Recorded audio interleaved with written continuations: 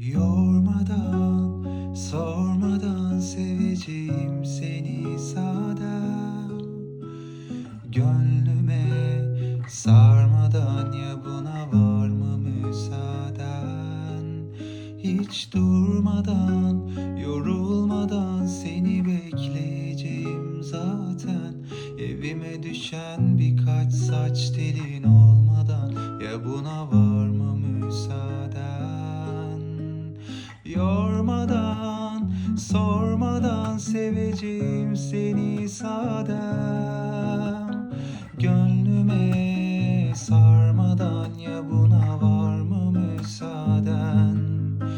Hiç durmadan, yorulmadan